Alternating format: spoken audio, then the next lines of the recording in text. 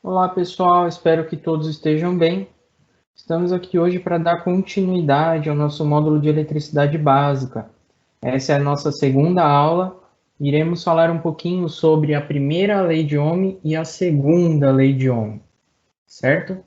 Então, vamos lá. Primeira lei de Ohm. O que é a primeira lei de Ohm? Para que ela serve? Bom, a primeira lei de Ohm é uma relação matemática entre as unidades de medida que a gente falou há pouco, na última aula. A tensão, a corrente e a resistência. Então aqui tem um desenho, simplificando, né, exemplificando, a relação entre essas três unidades, como a gente já tinha comentado. Então, o volt, ou a tensão, é a unidade que empurra os elétrons. Então, quanto maior a tensão, maior a corrente. A resistência é o contrário, é a que impede a passagem de corrente dos elétrons. Então, ele dificulta a passagem, ele resiste, por isso o nome resistência, e a corrente em si é o próprio fluxo ordenado de elétrons. Então, se eu tenho muitos elétrons, a corrente é maior. Se eu tenho poucos elétrons, a corrente é menor. Então, a corrente é o próprio fluxo. Se eu tenho muitos ou poucos elétrons percorrendo ali um fio, né? Como é aqui, por exemplo, é um desenho de um fio, certo? Um desenho legal que dá para a gente entender bastante sobre essas três unidades. Bom, mas qual é a relação matemática que define? Eu sei que a tensão aumentando aumenta a corrente, se a resistência aumentar diminui, porque vai dificultar mais. Mas qual é a relação matemática encontrada? Essa foi a primeira lei que o Ohm descobriu, né? Conseguiu deduzir ali, que a tensão, esse é o símbolo que a gente usa para representar tensão, tá? Então é o V, o R é de resistência e o I é de corrente. Então, a tensão é igual a resistência vezes a corrente. Uma fórmula simples, tá? Fácil, não é difícil de memorizar. E ainda a gente tem um esqueminha para facilitar o nosso uso dessa fórmula, tá? Que é a pirâmide. O que essa pirâmide significa? Se eu quero descobrir a tensão, vamos tampar aqui tensão. Eu tenho resistência e corrente na mesma linha. Então, eu tenho resistência vezes corrente. Beleza, é essa fórmula aqui, né? A tensão é igual a resistência vezes corrente. Mas e se eu tenho a tensão e tenho a corrente e quero a resistência? Vamos tampar a resistência aqui, ó. Então, eu vou ter que a resistência é igual a tensão sobre a corrente. Tá vendo? Tá sobre, porque a tensão está lá em cima. Então, resistência é igual a tensão sobre a corrente. Isso é verdade? É, né? Porque ó, a corrente está multiplicando, se ela passar dividindo, vai ficar tensão sobre corrente. Então, R igual a U vezes I.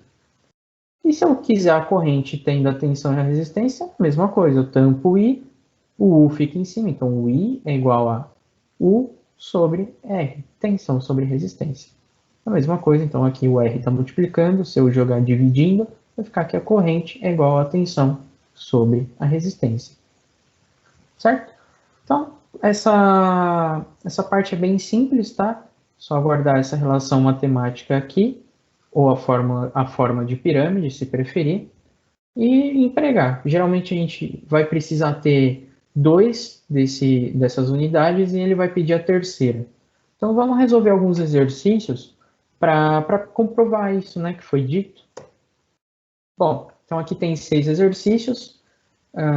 Eu sugiro que vocês deem uma pausa no vídeo e tentem resolver, tá bom? Eu vou resolvendo aqui agora, mas aí vocês resolvam primeiro para depois ir comparando. Então vamos lá. Na letra A gente tem corrente, tem resistência, falta qual unidade? A tensão. Então eu quero a tensão. Vou tampar a tensão. Tensão é resistência vezes corrente. Então, tensão é igual a resistência vezes a corrente, que é igual a 8 vezes 2.200. E como eu não lembro de cabeça quanto que dá, e não vou fazer essa conta para a gente não perder muito tempo, e também não passar nada errado para vocês, eu já fiz ela aqui. Então, na verdade aqui está 220, né? Mas é 2.200. Falta um zerinho aqui. Vezes 8 é igual a 17.600 volts. Ou, em notação de engenharia, eu poderia ter colocado 17,6 kV, certo? Já para vocês irem exercitando isso daí. Deixa eu ver se a cor preta funciona bem. Acho que dá para enxergar bem mesmo ali, né? Deixa eu ver o branco, se facilita a leitura. Acho que o branco é melhor. Então, vamos lá. Nesse caso, a gente tem tensão e corrente. Falta qual? Resistência. Então, eu tampo a resistência aqui, ó. Fica a tensão sobre corrente. Então, a resistência é igual a tensão sobre a corrente, que é igual a 24 sobre 0,15, certo? E quanto que dá isso aqui? 24 sobre 0,15 dá 160 ohms, que é a unidade de medida da corrente, ou da resistência, desculpa, certo? Então aqui deu volts, porque é a unidade de medida da tensão, e aqui ohms, que é a unidade de medida da resistência. Prosseguindo, a gente tem tensão, tem resistência, falta qual? Falta corrente. Tampa a corrente aqui. Tensão sobre resistência. Então, a corrente é igual a tensão sobre a resistência. A gente tem 220 volts sobre 470 ohms. Quantos amperes a gente tem? Qual é a nossa corrente? Vamos ver. Então, a corrente é igual a tensão sobre resistência, que é igual a 220 volts sobre 470 ohms, assim como a gente tinha dito, e isso resulta em 0,468 ampere, aproximadamente meio ampere, né? Então vamos lá para o próximo exemplo. Nesse exemplo a gente tem tensão, tem corrente e quer a resistência, que é o que falta. Tampando a resistência, tensão sobre corrente. Então a resistência é igual a tensão sobre corrente, que é igual a 15 sobre 2, que vai dar 7,5 ohms. Certo? Vamos conferir se era isso mesmo. Exatamente ali, 7,5 ohms. Perfeito. Próximo exemplo, tensão, resistência, falta corrente. Corrente é igual a tensão sobre a resistência, que é igual a 12 sobre 120, que vai dar, se eu não me engano, 0,1 ampere, né? Que aqui corta. Fica 1 sobre 10, que dá 0,1. Vamos ver. Isso, 0,1 ampere, tá? Eu não estou falando tão detalhadamente, porque eu já fiz esses aqui passo a passo, e esses aqui é a mesma coisa, tá bom? Então é só isso, a gente analisa o que a gente tem, o que a gente quer, e usa aqui a pirâmide ou aquela fórmula original para descobrir. Então nesse caso a gente tem resistência e tem corrente, falta tensão. A tensão é igual a resistência vezes corrente. Então a gente vai ter aqui 120 vezes 10. Então a nossa tensão vai ser 1.200 volts, ou 1,2 kV, tá? Nesse caso, em notação de engenharia, seria 100 mA. Aqui já está certinho, aqui também já está. Aqui ficaria 468 mA. E aqui a gente já colocou em notação de engenharia, tá bom? Notação de engenharia eu coloquei só mais por curiosidade, tá? Para vocês já irem treinando também isso daí. Uma coisa importante que eu não ressaltei tanto na aula anterior são essas letras que a gente usa para indicar, tá bom? Então a gente tem a letra da unidade de medida, que é o V de volt, o A de ampere e o ohm da resistência, né? E as letrinhas que a gente usa para indicar nas contas, que é U ou V, tá? Então às vezes vocês podem também achar como V de tensão, aí nesse caso a letrinha da unidade vai ser igual a essa aqui. A gente tem U ou V para indicar a tensão. A gente tem o R para indicar resistência. E o I para indicar a corrente. Desculpa pela letra, mas acho que dá para entender. Certo? Então, essa é a nossa primeira lei de Ohm. Ela é simples, mas ela também é muito importante. Principalmente depois, porque a gente vai ver que, agora já na segunda lei de Ohm, que todo material que conduz energia, lógico, ele vai sofrer uma queda de tensão. A gente vai ver o motivo disso. Isso é muito importante nos sistemas fotovoltaicos, né? Porque como a gente pode ter sistemas muito grandes, muito distantes, a gente não pode ficar usando comprimentos muito grandes de fio, porque isso aumenta a resistência dele. E assim faz com que ele tenha uma queda de tensão maior. Por quê? Vamos supor aqui, ó. Deixa eu apagar aqui. Então, ó, a gente tem, eu quero saber a tensão, né? Então, a gente tem a resistência, a corrente, e a tensão que ficar retida no fio é perdida, tá? A gente não pode aproveitar. Então, a gente tem sempre que ter a menor tensão possível em cima do fio.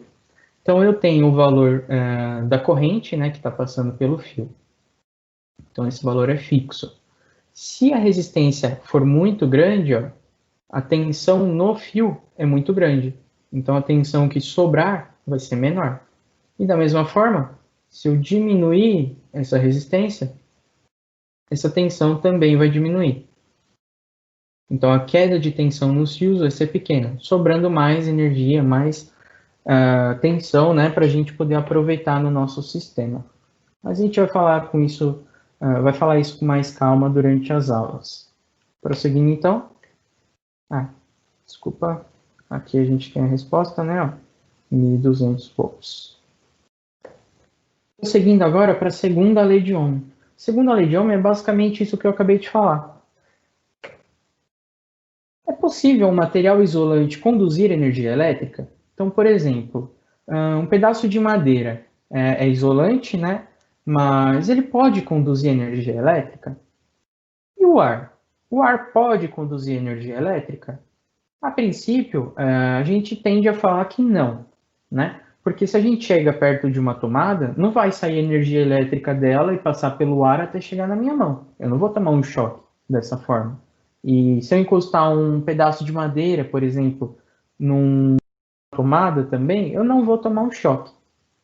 Mas isso quer dizer que eles realmente são totalmente isolantes? Eles não conduzem energia sobre hipótese nenhuma? Não é bem verdade, né? Por quê? Todo material pode sofrer quedas de tensão, ou seja, eles podem conduzir elétrons, tá?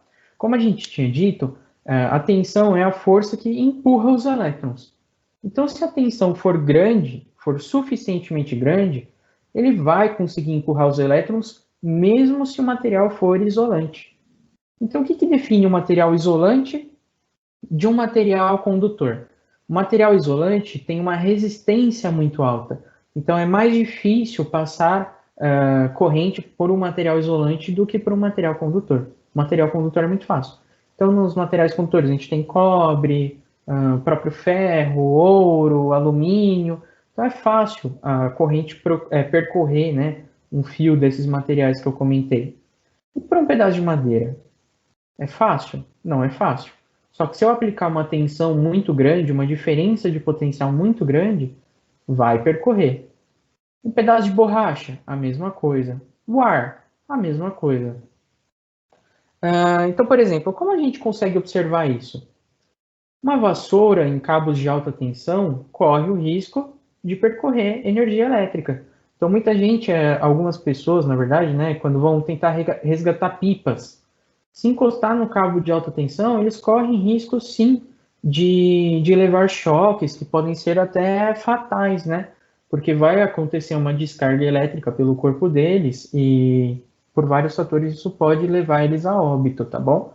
Ou a danos muito sérios no corpo deles. Outro exemplo são os raios na atmosfera. Então, os raios são descargas elétricas, né? São elétrons que estão saindo do céu, das nuvens, né? Até chegar ao solo. E para chegar até chegar ao solo, eles passam por onde? Pelo ar. Então, eu dei dois exemplos. Um em que o ar é condutor, que seria o caso dos raios, e outro que é quando a gente chega perto da tomada com a mão, a gente não vai tomar um choque. Então, por que quando um raio, quando acontece uma descarga atmosférica, né, o ar conduz? Porque a tensão, a diferença de potencial entre as nuvens, né, que estão muito carregadas, e o chão é muito grande. Por isso a gente vê os raios, né, que quando a energia elétrica passa pelo ar, Ele produz som, produz luz, ele esquenta o ar. Então a gente tem os trovões, os relâmpagos, né? Então é isso aí. Tá. E a gente tem uma característica de todo material chamada resistividade. O que é resistividade, né? Todo material possui essa característica. O símbolo que a gente usa é o símbolo Rho. É um símbolo em grego também, em matemática, em física, a gente usa muito alguns símbolos gregos, tá? Ele é mais ou menos assim, eu desenhei ele meio feinho, mas acho que dá para entender. E ele aqui no computador fica parecido com um P. Então a gente também pode usar esse Pzinho, vai saber que é o Rho, tá bom? A unidade de medida é ohm vezes metro. Então eu posso ter aqui um exemplo, né? Tenho 1,6 vezes 10 a menos 8 ohm vezes metro de resistividade na prata. Bom, essa característica indica o quão fácil um material conduz energia elétrica. Então, se minha resistividade for muito pequena, quer dizer que esse material é um bom condutor. Ao passo que, se for muito grande, quer dizer que ele é um mau condutor ou isolante.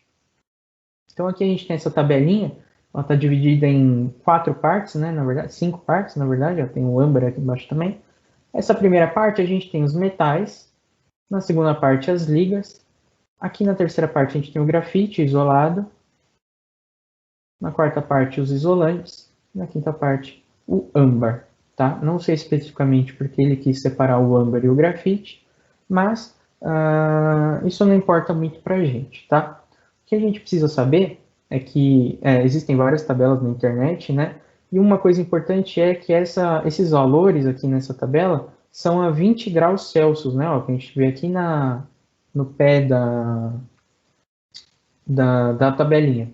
Valores médios a 20 graus Celsius. Então, várias coisas influenciam a resistividade de um material, ou seja, se ele é melhor ou pior condutor. Um deles é a umidade. Então, o ar, por exemplo, quando está mais úmido, é mais fácil dele virar um condutor, tá? E quanto mais seco, é o contrário. A própria água, né? Ela é um isolante, só que como ela tem a água pura, tá? Mas como ela tem alguns minérios, alguns minerais, a água mineral que a gente encontra na nossa torneira, por exemplo, ela se transforma num condutor. E se a gente acrescentar mais sal, por exemplo, que é um minério, né? Um mineral, ela se transforma em um condutor melhor ainda, então ela conduz mais. Essa é uma experiência bem comum de fazerem no ensino médio, enfim. É uma experiência bem comum para a gente comprovar esse fato, né? Que quanto mais minérios a gente põe na água, mais condutora ela se transforma. Então, várias coisas influenciam nessa resistividade do material. Aqui no comecinho, a gente tem os materiais que são bons condutores. Tá? Até o grafite aqui, ele também é um bom condutor. Ó a água pura aqui que eu tinha comentado, né? Vidro, porcelana, a borracha são isolantes, porque eles não conduzem tão facilmente. Mas, como a gente já tinha dito, se a tensão for grande o suficiente, eles se transformam sim em condutores, certo? Bom, mas qual é a relação matemática que a segunda lei de Ohm nos passa? É essa daqui, tá? É o R é igual a ρ vezes L sobre A. Beleza, mas o que isso quer dizer? Quer dizer que a resistência, ó o R de novo, que é a mesma da primeira lei de Ohm. Também foi, essa lei foi produzida, né, foi descoberta, vamos dizer assim, pelo mesmo cientista, o Ohm. Então, a resistência é igual à resistividade do material vezes o comprimento dele sobre a área. Uma coisa importante aqui é que o comprimento e a área tem que estar na mesma unidade de medida que a resistividade. Então, se a gente voltar para essa tabela aqui, ó, a resistividade, como a gente pode ver aqui em cima, está em ohm vezes metro, que foi a unidade que eu passei aqui. Mas em algumas tabelas a gente pode achar ohm vezes milímetro. Então, nesse caso, o nosso comprimento e nossa área vão ter que ser dadas em milímetros também, tá bom? Então, a gente tem que sempre usar a mesma unidade de medida. A resistência, como a gente já tinha visto, é em ohm, a resistividade é em ohm vezes metro, a unidade padrão, né? O comprimento é metro e a área da seção transversal é metro quadrado. O que é a área da seção transversal? A gente tem um fio aqui, né?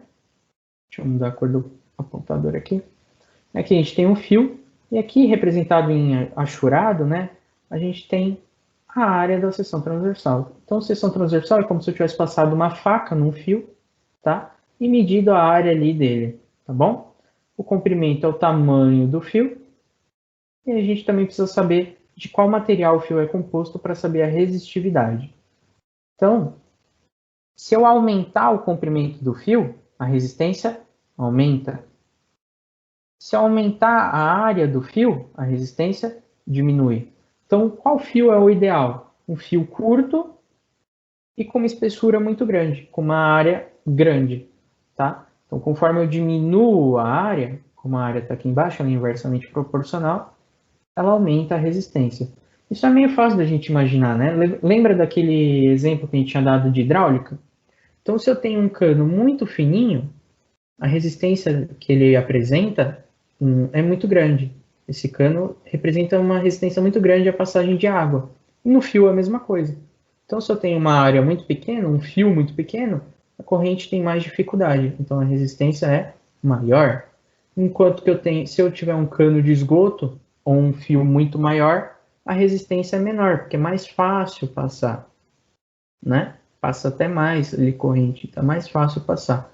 Então a resistência cai. E eu também posso analisar quanto ao comprimento. Se o fio for muito comprido, olha a dificuldade que a corrente vai ter de passar. Vai ter que passar. Então a resistência é muito grande. Agora, se o fio for curtinho, é rapidinho, ela passa sem muito problema, então a resistência é muito pequena. Beleza? Essa é uma forma bem prática assim da gente tentar lembrar dessa segunda lei de Ohm. Então, se o comprimento for grande, aumenta a resistência, então ele vem lá em cima. Se a área for muito grande, ele diminui a resistência, então ele vem aqui embaixo. E a resistividade é uma constante que está multiplicando, tá bom? Essa é a nossa relação. Aqui eu também coloquei três outras formas, né, dessa mesma equação, mesma fórmula, em que eu isolei um dos outros componentes. Então, nesse primeiro, eu isolei a resistividade, joguei a área multiplicando e o comprimento dividindo. Então, ficou dessa forma. Aqui eu fiz a mesma coisa, só que eu passei a área multiplicando a resistividade dividindo, porque a gente sempre passa na operação inversa. Então, como a resistividade está multiplicando, ela passa dividindo. Como a área está dividindo, ela passa para lá multiplicando. A gente obtém essa segunda aqui. E por fim, a gente tem esse aqui, que eu isolei a área. Então eu passei a área multiplicando para o outro lado e a resistência dividindo para esse. Então ficou ρL sobre R, que é igual a área. Mas no dia a dia, na prática mesmo, o que a gente mais vai usar vai ser essa fórmula padrão aqui mesmo, tá? Mas, caso precise, é só a gente isolar as outras unidades ali. Vamos fazer... agora eu vou mostrar um pouquinho como a gente calcula a área do círculo. Porque vamos supor que eu tenho um fio, né? E ele não está especificado qual é a área dele. Geralmente a gente compra o fio, ele já vem lá. É um fio de 2,5 milímetros quadrados. É um fio de 5 milímetros quadrados, tá? São fios bem comuns em instalações elétricas residenciais. Então a gente consegue diretamente aqui saber a área da seção transversal deles. A gente especifica o fio com a área da seção transversal. Então, para um chuveiro, eu preciso de um fio de 10 milímetros quadrados, por exemplo. Né? A gente fala 10 milímetros, mas é 10 milímetros quadrados. Um fio de 10, um fio de 2,5, a gente omite 1 milímetros quadrados, mas a gente sempre está falando sobre a área da seção transversal. Certo? Mas e se eu não tenho, por exemplo, eu tenho o fio lá e não tenho nenhuma especificação. Não tem escrito aqui no corpo dele, geralmente vem escrito, mas vamos supor que por algum motivo não tem escrito ali. Ou a marca não estava escrito, ou acabou apagando com o tempo, e eu preciso saber. O que eu posso fazer? Eu vou medir o diâmetro do fio. O que é o diâmetro? Eu vou pegar uma régua, um paquímetro, ou o que eu tiver lá à mão, e medir a distância de um lado do fio até o outro. Então, eu vou pegar essa medida aqui. Olhando de frente o fio, né? Eu vou pegar essa medida aqui. Só que como que eu vou colocar essa medida aqui nessa forma? Não tem como, né?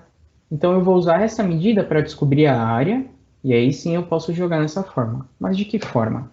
Então aqui eu coloquei o desenho, né, como se a gente estivesse olhando o fio de frente, um círculo qualquer.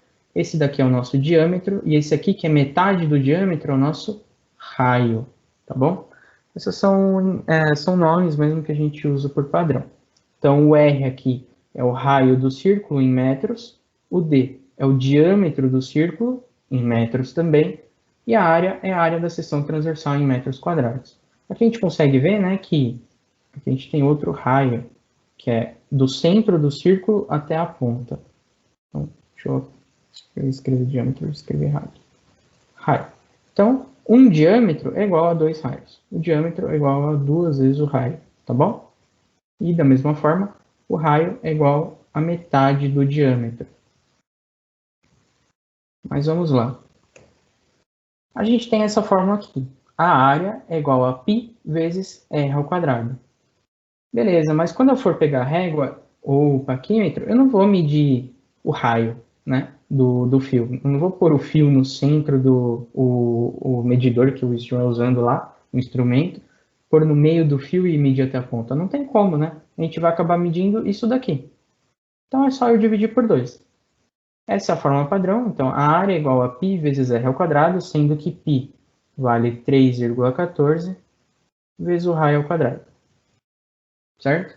Aí eu substituo esse d sobre 2 ali dentro e eu vou obter essa fórmula final aqui. Então, a área é igual a π vezes d quadrado sobre 4. Essa é a fórmula que a gente vai usar. Então, eu não sei a área do meu fio. Eu meço o diâmetro, coloco ao quadrado, tá? Ao quadrado é a mesma coisa que pegar o diâmetro e multiplicar por ele mesmo. Então, eu vou ter π vezes o diâmetro, vezes o diâmetro de novo. Tudo isso dividido por 4. Lembrando que π vale 3,14 por padrão, tá? O π é uma constante matemática e também é uma letra grega, né? Como eu já tinha dito, a gente usa bastante na área da matemática e da física. E ele é um número infinito, tá? Mas a gente arredonda ele para 3,14, 3,1415. Mas ele é um número que não tem fim lá, tá bom? Então a gente usa essa fórmula aqui para poder calcular a área quando a gente só tem o diâmetro. Bom, falamos bastante, né, sobre resistividade, segundo a lei de Ohm, mas vamos praticar um pouquinho? A gente tem dois exemplos, dois exercícios, tá? Então eu sei que o fio é de prata, ele tem 5 metros de comprimento e tem uma área de 2,5 milímetros quadrados. E eu quero saber a resistência desse fio, não é verdade? Eu sei, então eu peguei aqui um recorte daquela tabela que a gente tinha usado lá no começo, tá? E eu sei que o fio de prata tem uma resistividade de 1,6 vezes 10 a menos 8 ohms vezes metro. Já vou falar o que significa esse vezes 10 a menos 8, tá? Mas vamos lá, deixa eu anotar aqui a fórmula. Resistência é igual a resistividade vezes o comprimento sobre a área. Resistividade é o fio de prata, então é essa unidade ali, 1,6 vezes 10 a menos 8. Vou deixar esse vezes 10 a menos 8. O L aqui é o nosso comprimento, a gente tem 5 metros. Já está em metro, a gente não precisa transformar nem nada. Coloca ali 5 metros. E a nossa área é 2,5 milímetros quadrados. Opa, milímetros quadrados. A gente tem que usar metro, né? Que é a unidade padrão lá. Então eu vou ter que transformar isso aqui antes para metro. Então vamos lá. 2,5 milímetros quadrados é igual a quantos metros quadrados? Lembra que a gente viu que o mili é a mesma coisa que dividido por 1000?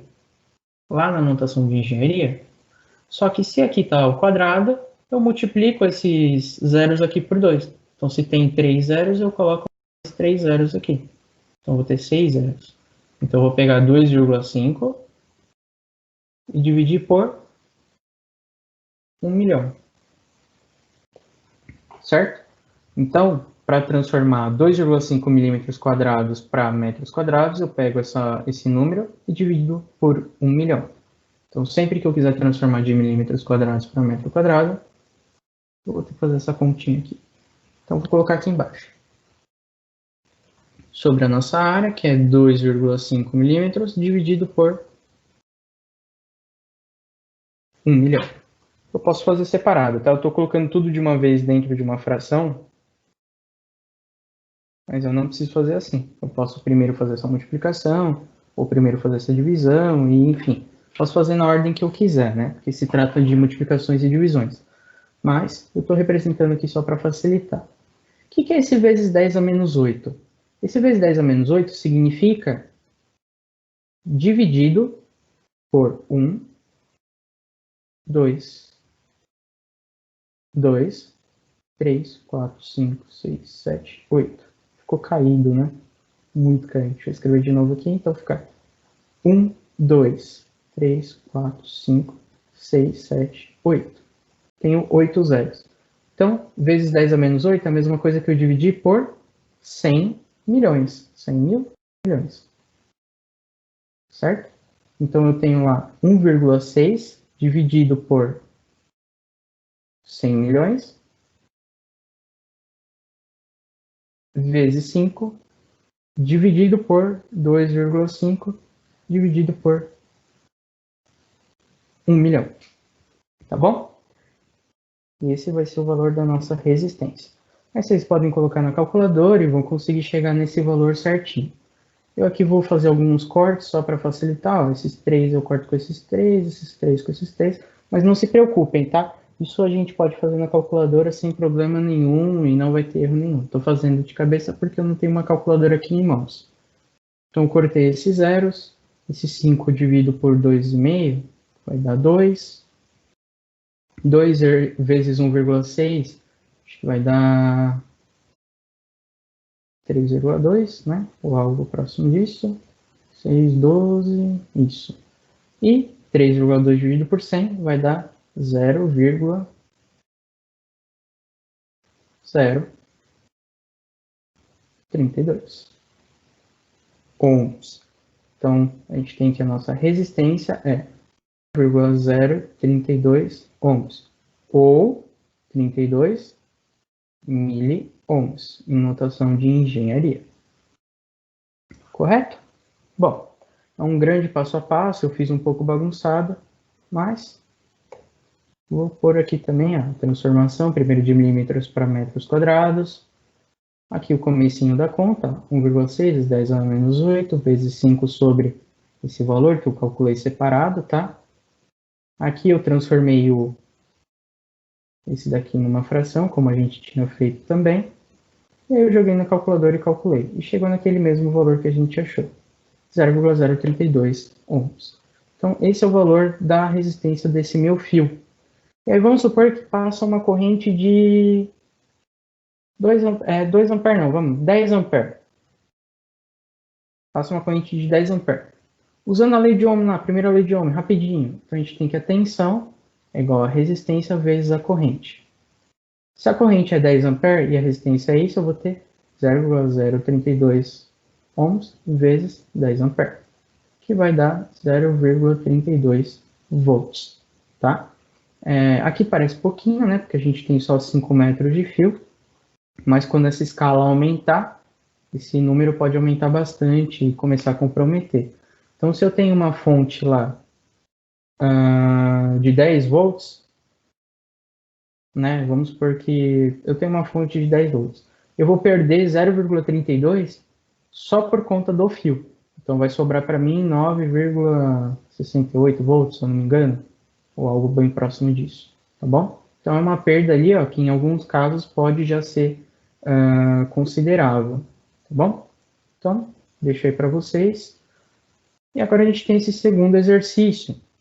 Nesse segundo exercício, ele deu material, é outro material, né? Não é mais prata, tá? A gente tem o comprimento de 10 metros e o diâmetro de 1 centímetro. Ah, ele deu o diâmetro, ele não deu a área. E agora? A gente vai ter que aplicar a fórmula também para achar. Certo? Então vamos começar com isso? Eu achei aqui centímetros. Primeiro passo, transformar para metros. Então, 1 centímetro.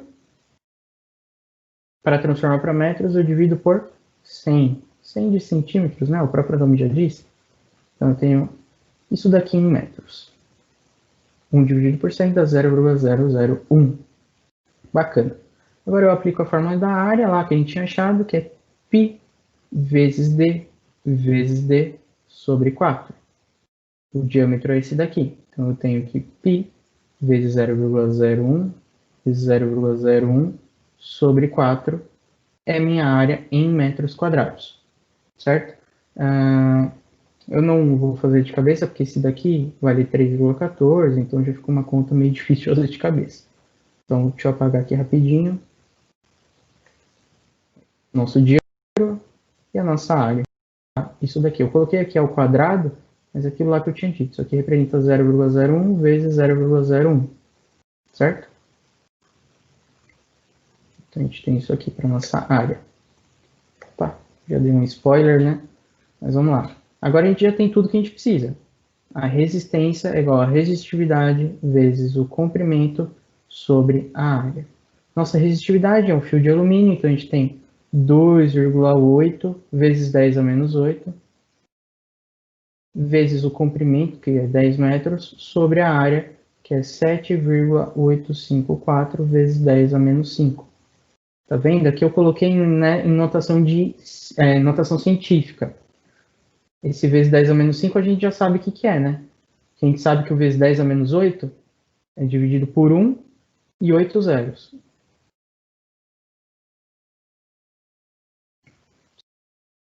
10 a menos 5 é dividido 1 e 5 zeros.